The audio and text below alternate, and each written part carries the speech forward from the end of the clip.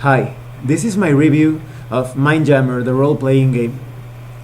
Mindjammer is a science fiction RPG, and well, there are many good things I have to say about this book. So let's get started with the quality of the PDF. The PDF is just amazing, it's excellent. It's high quality in every aspect that you can think of. It has a virtual table of contents, hyperlinks, it has some pretty great illustrations. It's in black and white, but there are also several sections that are in full color, such as maps for the campaign, the full map of a sector of space, and you also get different sheets for characters, for the ships and mechas and vehicles you will be able to build.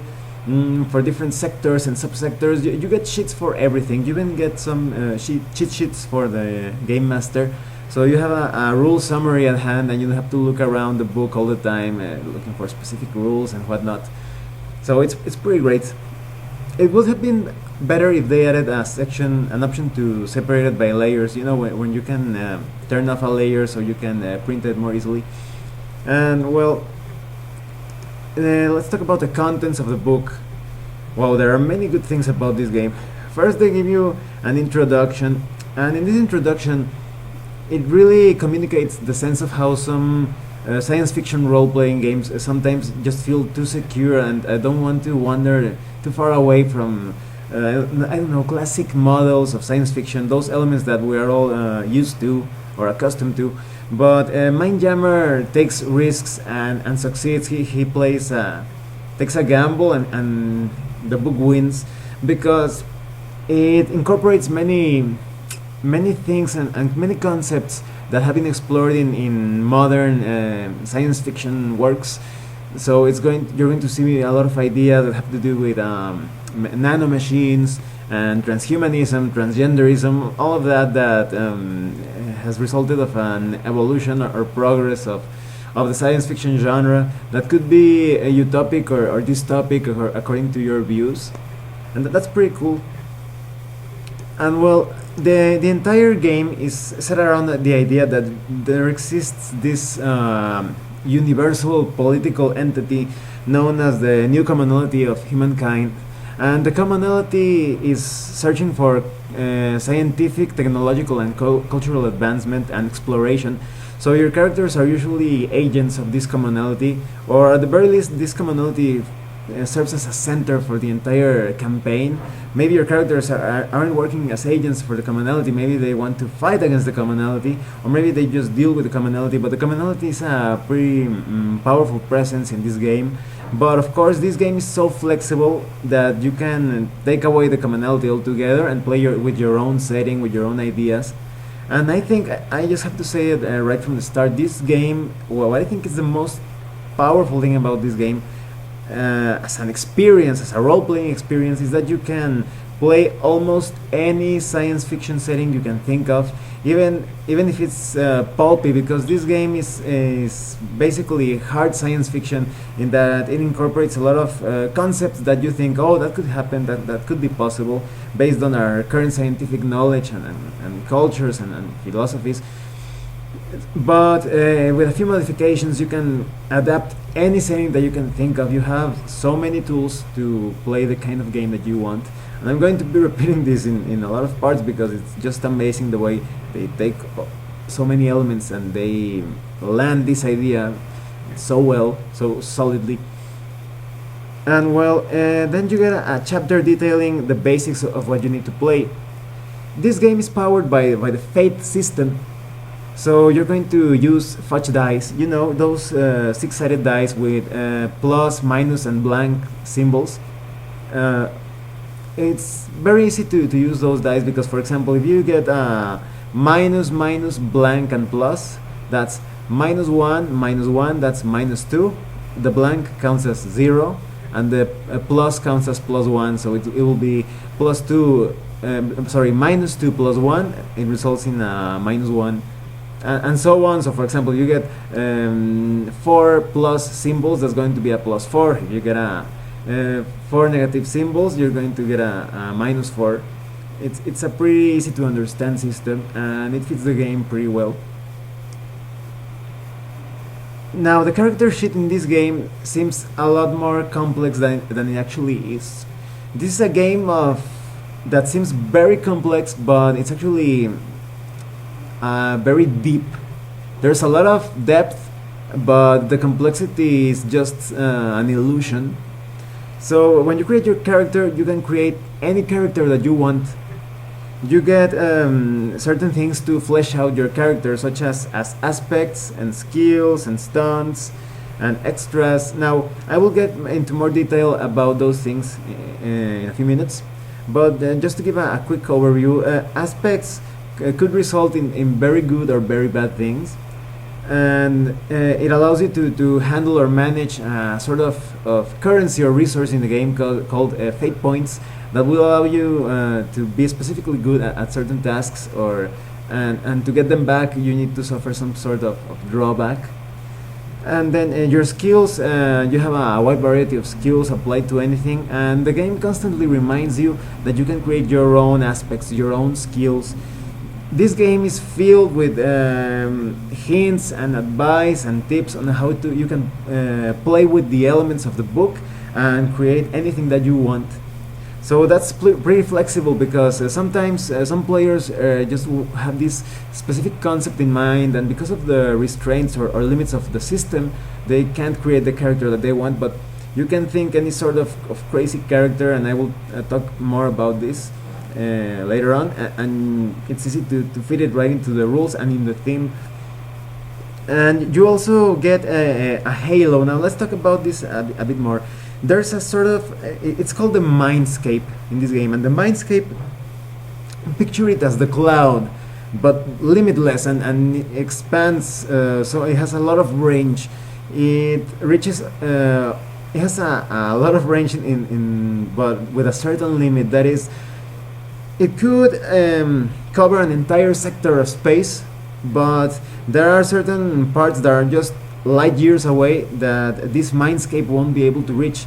Now, most of the humans in this game and other creatures have a chip connected to their mind, and they can tap into the Mindscape to download skills, memories, anything that they need. It reminds me a bit of the Matrix, in the sense that when they needed, I don't know, a program to know how to drive a motorcycle or pilot a helicopter, you download it and you're ready to go. So this is kind of like the same thing, and of course there are certain risks. Some they may try to attack you through your link to the Mindscape, and something that's called the Halo. It's kind of like your repository of the memories and skills that you have access to by tapping into the Mindscape. And that's a pretty strong theme in the game. There's actually a type of ship called the Mindjammer, and now you know why the game is called Mindjammer, which is a sentient ship that can serve as a sort of relay, or a sort of like a universal Wi-Fi router, or it's pretty hard to explain, but it's something that redirects the range of the Mindscape, so that there is communication between different space sectors that are light years away from each other.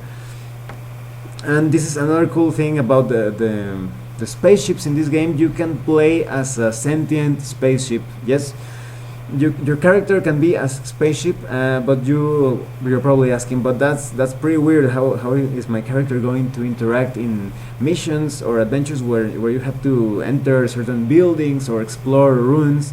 Well, the sentient ship has sort of like a synthetic body called an avatar, and that avatar can walk into all those buildings. You don't have to worry about getting the entire spaceship into those buildings.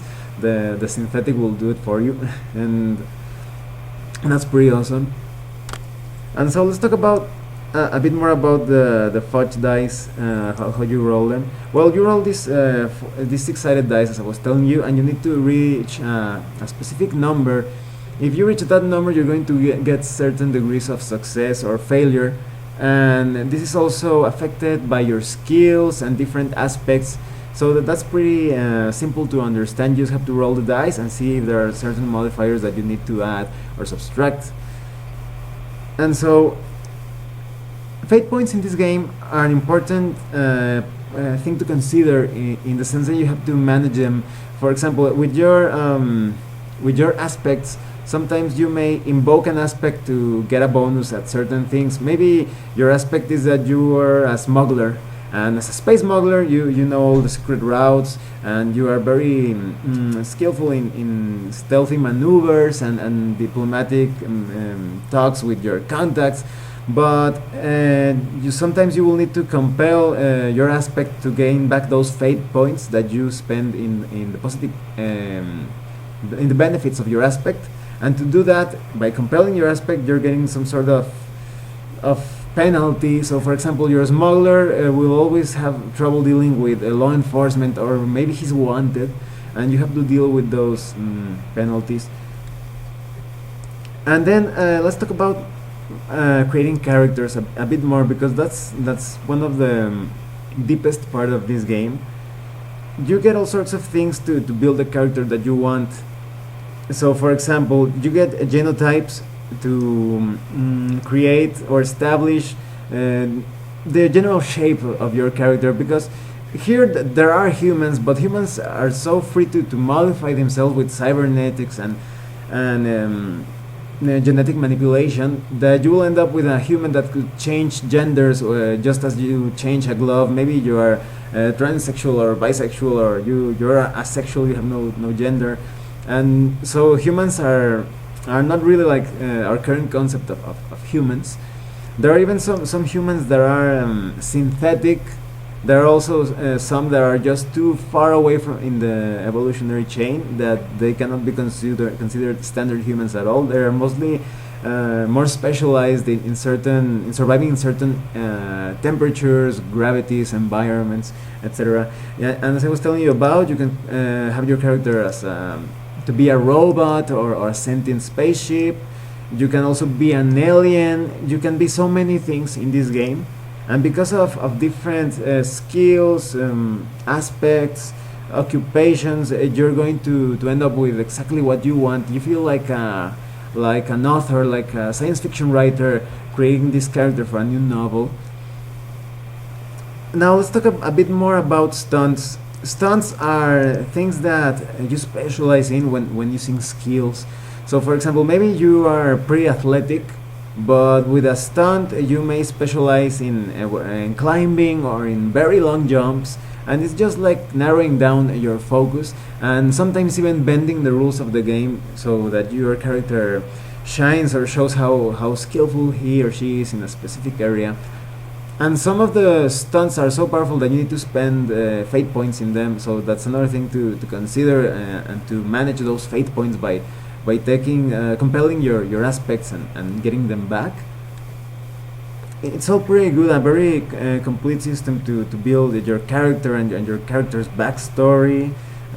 You end up with a virtual persona, just the complex and deep character that you want to end up with. And then you have different these are extras, but they're mostly like equipment for your character. Maybe you have a cybernetic arm, or you have some kind of chip that allows you to perform certain energy attacks. And extras will give you a lot of things. Maybe you have they're related to enhancing your potential, or allowing you to perform things that seem almost supernatural. Maybe you have some kind of drug synthesis gland that injects some kind of serum into you that makes you faster, stronger, tougher. And maybe you have some nanomachines that allow you to regenerate yourself. And there are also many weapons and gear and all that. And because this is a very futuristic game, this is way ahead in the future.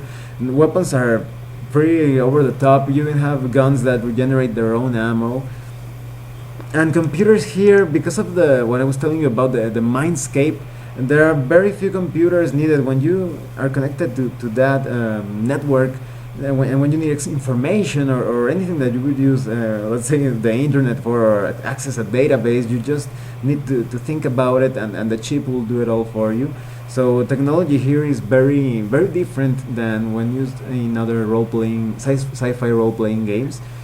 It feels more etheric, like, oh yeah, I need to search the database, and you're just using your mind for that. So there's a lot of high-tech weaponry and gear that it seems just light years ahead of us in terms of technology, in history.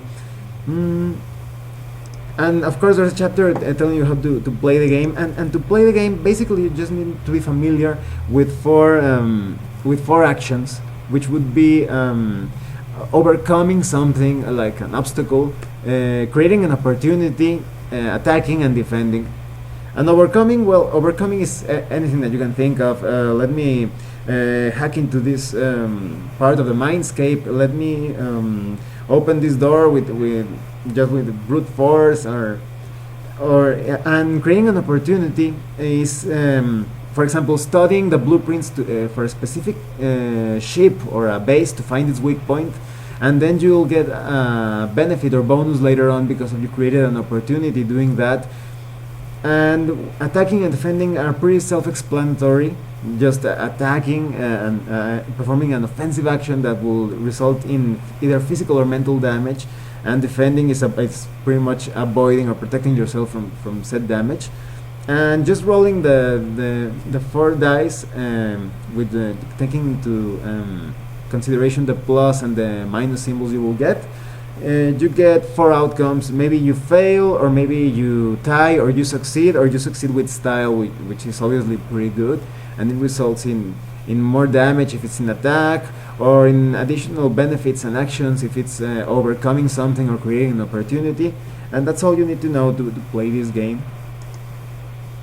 And well, they even give you a chapter about how to game master this game. It gives a lot of cool advice.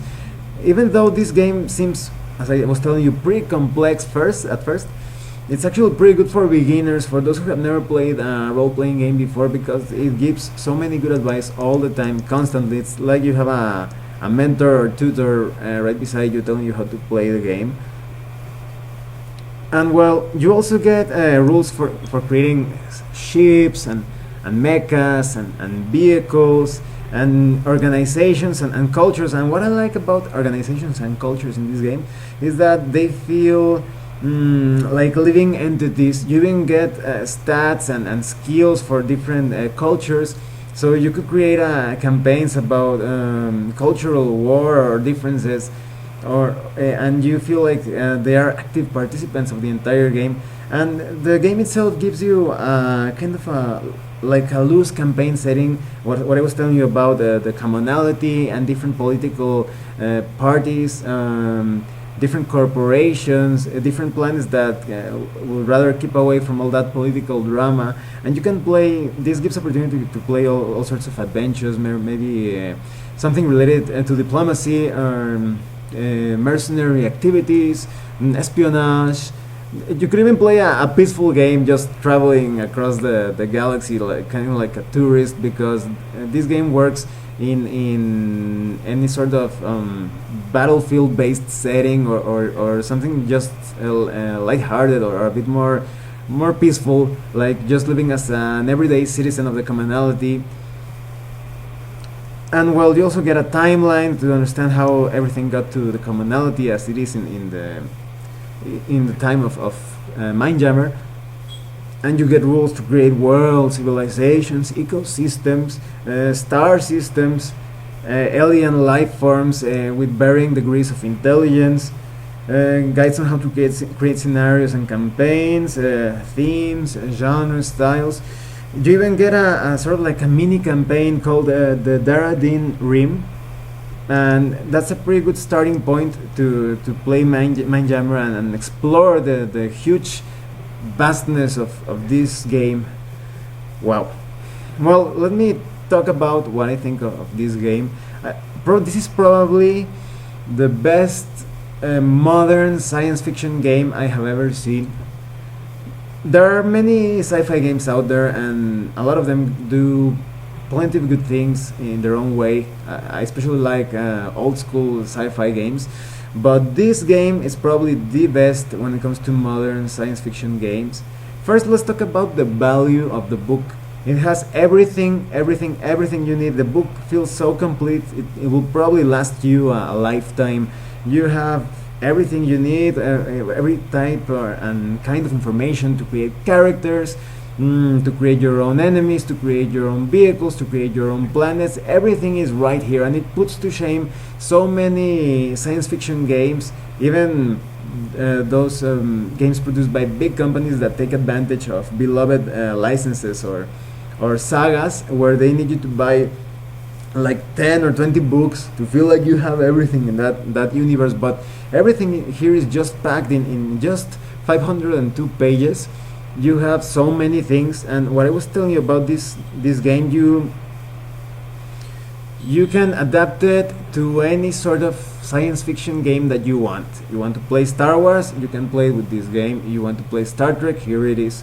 You want to play Dune. I thought about Dune when they had a section with force fields, and it reminded me of Dune a lot. You have tools for everything, and you can create anything that you want. If there's a lot of skills and powers and abilities, even those that are kind of like psionic powers and nano machines. You have everything that, even if you didn't find something that matches your character vision, there are rules here that tell you how to do that.